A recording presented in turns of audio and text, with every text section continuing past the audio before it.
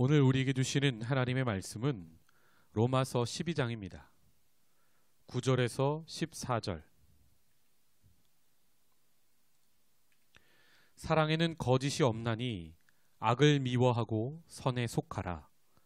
형제를 사랑하여 서로 우애하고 존경하기를 서로 먼저 하며 부지런하여 게으르지 말고 열심을 품고 주를 섬기라.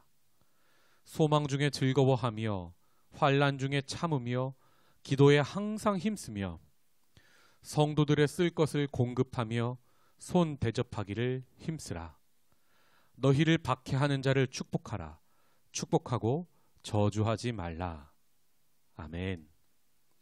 구원받은 성도의 삶이라는 말씀의 제목으로 함께 은혜 나누겠습니다. 12장은 복음을 어떻게 실천해야 하는지 사도 바울이 설명하는 내용으로 담겨 있습니다. 어제 본문에서 우리가 살펴본 대로 구원받은 성도의 삶은 그것 자체로 바로 하나님이 받으시는 영적인 예배가 됩니다. 여기서 영적이다라는 단어가 헬라어로 로기온인데, 여러분 가지신 성경에도 영적 예배 각주가 달려있죠. 각주 밑에를 보시면 합당한이라고 영적이란 말을 설명하고 있습니다. 즉 영적이라는 것은 당연한, 구원받은 성도가 이렇게 살아야 한다라는 당연한 삶을 설명하고 있는 겁니다. 그러면서 설명한 것이 먼저 은사 비유를 하면서 지체가 달라도 몸은 하나인 것처럼 성도들이 은사가 달라도 결국은 하나다. 그러면서 교회의 하나됨을 먼저 로마 교회에 설명하고 있습니다. 오늘은 그 맥락 속에서 사도 바울이 계속해서 설명을 하는데 9절에 사랑을 또 언급합니다. 은사 이야기의 핵심은 사랑입니다. 왜냐하면 하나됨을 지금 설명하고 있기 때문입니다. 지금 고린도 지역에서 사도 바울이 3차 전도 여행 말미에 이 로마 교회를 향한 편지를 쓰고 있는데, 고린도 교회에도 은사로 서로 네가 높니 내가 높니 다툼이 있었습니다. 그래서 사도 바울의 처방이 무엇이었습니까? 더욱 큰 은사, 사랑하라 라고 설명한 것을 보았지요. 결국에는 이 사랑이 있어야만 하나 될 수 있다는 설명을 하는 겁니다. 그러면서 그 사랑을 설명하는데, 사랑에는 거짓이 없나니 악을 미워하고 선에 속하라 설명합니다. 거짓이 없어야 하는 사랑을 설명하는데요. 여기서 거짓이 없다라는 단어가 위선적이지 않다, 진실하다라는 뜻입니다. 즉 사랑은 진실해야 합니다. 이 말은 사랑의 주체가 나 중심이 아니라 하나님 중심, 말씀 중심이어야 한다는 것을 설명합니다. 우리는 사랑을 하는데요, 나를 위한 사랑을 해요. 그런데요, 성경에서 말하는 사랑은 그것이 아니에요. 그런 사랑은요, 세상도 해요. 그러니까 호르몬이 3년 간다고 하지 않습니까? 3년 지나고 나면 힘들어지는 거예요. 물론 우리 성도도 이 사랑할 때 힘이 듭니다. 그러나 하나님이 주시는 사랑으로 사랑하면, 하나님 말씀에 근거한 사랑을 하면 힘들어도 그것을 극복해낼 수 있는 줄 믿습니다. 그 사랑을 설명하고 있고요. 그러면서 악은 미워하래요. 여러분, 우리가 악을 사랑하면 안 되고요, 미워해야 합니다. 우리 성도가 미워해야 할 단 하나가 있다면 그것은 미움 그 자체입니다. 악 그 자체입니다. 여기서 미워하라는 말이요, 혐오하다, 끔찍스럽게 여긴다라는 뜻이에요. 악은요, 본능적으로 여러분 혐오하는 어떤 그런 이렇게 좀 징그러워하는 음식이나 이런 거 있으시죠? 악을 보면 성도가 당연히 그렇게 해야 한다는 겁니다. 그리고 선에 속하라 설명합니다. 그런데 여기서 중요한 것이 내 앞에 놓인 여러 일들 중에 어느 것이 악이고 어느 것이 선입니까? 그래서 사도 바울은 12장 1절에 마음을 새롭게 함으로 변화를 받아서 하나님의 선하시고 기뻐하시고 온전하신 뜻이 무엇인지 분별하라고 설명하고 있는 것입니다. 이 많은 사람들이 분별하지 못하고 판단함으로 선을 악이라 하고 악을 선이라 바꿔 잘못 오판함으로 잘못된 길을, 사망의 길을 걷게 되는 것을 봅니다. 계속해서 사랑을 설명하는데요. 10절 형제 사랑으로 서로 우애하라, 서로 사랑하라고 설명합니다. 교회는 하나님의 집입니다. 성도는 영적인 가족이지요. 우리 안에 있는 사랑은요, 형제 사랑이에요. 또 그리고 그 사랑은요, 존경하기를 서로 먼저 하는 사랑입니다. 나를 존경하는 사람을 존경하는 것은 쉽습니다. 그런데 나를 무시하는 사람을 존경하는 것은 매우 어렵습니다. 그런데 여러분, 이 수준은 세상도 해요. 나 존경하는 사람 존경하는 건 세상도 해요. 그런데 교회는 달라요. 구원받은 성도는 다릅니다. 나를 무시하는 사람도 존경할 수 있어요. 왜요? 나 중심의 사랑이 아니라 하나님이 공급해 주시는 사랑으로 사랑하니까요. 11절에 계속해서 영적 예배, 당연히 우리가 맺어야 할 열매를 이야기하면서 11절 부지런하라, 게으르지 말아라, 열심을 품어라, 열심으로 주를 섬겨라 말합니다. 열심을 품어라 라는 말이요, 우리말 성경으로 번역된 걸 보면 성령으로 뜨거워진 마음으로 주를 섬겨라 라고 설명합니다. 여러분, 주를 섬기고 교회 생활하는 것이요, 내 열심으로 안 돼요. 내 열심으로는요, 나 무시하는 사람 존경할 수 없고요, 나 사랑하지 않는 사람 사랑할 수 없어요. 우리는 하나님이 공급해 주시는 성령의 능력으로 이 모든 것들을 할 수 있다, 사도 바울은 설명합니다. 그리고 12절 너무 중요한 설명을 하는데요. 소망 중에 즐거워하며. 여러분, 여기서 소망은요, 내가 생각하는 이 세상의 것을 이루어지는 그런 소망이 아니에요. 성경에서 소망은 궁극적으로 예수님이 다시 오시는 걸 이야기합니다. 주 곧 의로우신 심판장이 그날에 내게 주실 상을 사모하는 것입니다. 주님을 얼굴과 얼굴을 맞대고 보는 것을 바로 소망이라고 설명합니다. 즉 성도의 삶이요, 환난이 있어요. 그런데 그 중에서도 소망, 그 소망을 가지고 즐거워하라는 겁니다. 또 환난이 있을 때 참으며, 기도에 항상 힘쓰며. 여기서 기도에 힘쓰다라는 단어를 또 보면요, 이 힘이란 단어가 카르토스인데 인간의 힘이 아니에요.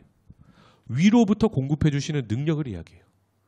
즉 기도도 하나님이 주시는 힘으로 할 수 있다 이야기합니다. 성도 여러분, 우리는 이 세대에 속한 사람이 아니라 오는 세대들, 즉 하나님의 다스림에 속한 사람입니다. 우리의 시민권이 그래서 하늘에 있는 거죠. 그러나 우리의 육신은 여전히 이 세대에 살아가고 있는 존재들입니다. 그래서요, 갈등이 있고 환란이 있고 어려움이 있어요. 그때 우리가 해야 할 일이 무엇입니까? 주님이 다시 오신다. 소망 중에 즐거워하고 환란 중에 꼭 참고, 그러면서 하늘에서 공급해 주시는 능력으로 기도할 수 있어야 하는 것입니다. 13절 성도들을 쓸 것을 공급하라. 어려운 중에 나만 잘 살려고 식량을 쟁여놓지 말고 어려운 성도들이 있으면 공급하라는 거예요. 더 나아가 나그네 손님 대접하기를 힘쓰라. 구원받은 사람은요, 하나님의 복의 통로예요. 흐르고 있지 않고 고여 있으면 결국은 썩습니다. 우리에게 주신 것 계속해서 플로잉, 공급해야 하는 것이죠. 14절 너희를 박해하는 자를 축복하라. 축복하고 저주하지 말라. 성도의 입에서 절대 나올 수 없는 말이 있는데요, 거짓과 저주예요. 구원받은 사람은 절대 거짓말을 할 수 없고, 거짓말 또 구원받은 성도는 절대 저주할 수 없어요. 아무리 나를 미워하는 사람, 아무리 나를 오해하는 사람이 있어도 절대 입에서 저주는 나올 수 없습니다. 그럼 성경에서 나오는 이 저주는 무엇입니까? 경고죠. 하나님이 그렇게 결과가 그렇게 되니까 제발 거기까지 이르지 말라는 아버지의 안타까운 마음의 선포인 겁니다. 오늘 주시는 말씀을 맺겠습니다. 사도 바울은 로마서 11장까지 매우 치열하게 이론적으로 복음을 설명했지만 지금 12장부터는 매우 상식적으로 복음의 실천을 이야기하고 있습니다. 이 복음의 실천은 결국 어떤 대단한 기적을 바라면서 살아가는 삶이 아니라 주신 일상 속에서 상식을 지키며 살아가는 삶을 설명합니다. 하나님은 우리에게 기적을 베푸시는 분이기도 하지만 동시에 우리에게 상식을 주시고 상식을 창조하신 분이십니다. 여러분, 모든 과학 법칙과 상식을 하나님이 우리에게 왜 주셨습니까? 모든 생명이 안전하게 살아가도록 상식도 주신 겁니다. 하나님은 왜 기적을 베푸십니까? 생명을 살리기 위해서 기적도 베푸시는 분입니다. 오늘 영적 예배다 하면서 사도 바울이 2000년 전에 선포한 이 당연한 이 생활들은 무엇을 의미합니까? 생명을 살리고 공동체를 살리는 방법을 설명하고 있는 것입니다. 이 관점에서 우리가 이 바이러스 시대도 해석해낼 수 있어야 하는 겁니다. 한국의 일부 교회들이 지금 크나큰 잘못을 저질러서 주님의 몸된 교회 전체가 싸잡아서 욕을 먹고 있습니다. 그들은 상식을 어겨요. 그런데 자기들이 맞대요. 제가 어제 뉴스를 보다가 댓글에 그런 걸 봤습니다. 신천지는 이단은 그래도 무릎 꿇고 사과라도 하는데 이 이단 아닌 그들 눈에는 모두 교회 같아 보이겠죠? 교회는 자기들이 잘못한 게 없다고 한다는 거예요. 지금 한국 교회 전체가 신천지보다 더 못한 공동체로 그렇게 사람들에게 오해받고 있습니다. 여러분, 한국 교회를 위해서 이 아침에 기도해 주시기 바랍니다. 생명을 살려야 하는데 제가 여기서 말하는 생명은 영혼, 육, 통전적인 생명을 의미합니다. 교회가 왜 모여 예배를 드립니까? 생명을 살리기 위해서요. 그런데 바이러스 시대에는 모여 예배 드리지 않고 이 백신이 개발되기 전까지는 이 사회적 거리를 두는 것이 상식이에요. 그래야 생명이 사는 거예요. 그것이 하나님의 뜻이에요. 이것을 분별하지 못하는 일부 교회들 때문에 이 교회가 큰 억울함에 처해 있고 위험에 처해 있습니다. 한국 사회 전체가 이 대규모 다시 한번 바이러스가 유행할까 봐 당국자들이 크게 염려하고 있는 상황입니다. 한국의 안전과 한국 교회를 위해서 기도해 주시고 또 우리 교회 성도들 중에 이 바이러스 시대에 사업이 문이 막히고 어려움 겪는 분들 또 건강에 어려움 겪는 분들이 많이 있습니다. 여러분 성령의 감동대로 기도해 주시고 1, 2분 동안 짧게 기도한 후에 제가 마무리 기도하겠습니다. 함께 기도하겠습니다. 하나님 은혜와 사랑에 감사합니다. 이 어려운 시대에 우리를 성도로 불러주시고 구원하셨는데 성도가 교회가 가야 할 길과 해야 할 일이 있습니다. 생명을 살리는 것입니다. 하나님 복음이 오해받는 이 시대에 복음이 무엇인지 우리가 열매 맺고 삶으로 보여줘야 합니다. 하나님 한국에 큰 어려움이 예상됩니다. 한국 교회가 큰 어려움이 예상됩니다. 하나님 이 어려움의 시대에 우리가 무엇을 할 수 있습니까? 하나님 멀리 떨어진 이 싱가포르 땅에서 아버지 내 조국을 위해서 기도합니다. 아버지 내 동족 한국교회를 축복하며 기도합니다. 아버지 이 어려운 시대에 아버지 한국교회의 오해가 모두 껴지게 하시고 아버지 잘못된 길을 아버지 걷는 사람들이 회개하고 돌이키게 하시며 하나님 복음 안으로 돌아오게 하시고 하나님 이 시대에 무엇을 해야 하는지 그들이 밝히 깨달아 아버지 알게 하시어 주시옵소서.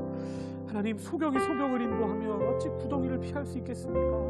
하나님 아버지 사망의 길을 걷지 않게 하시고 생명의 길을 걷는 아버지 한국교회 될 수 있도록 하나님 우리의 은혜를 더하여 주시옵소서. 이 어려움의 시대를 잘 극복할 수 있도록 은혜 허락하시며 아버지 우리 교회 가운데에 건강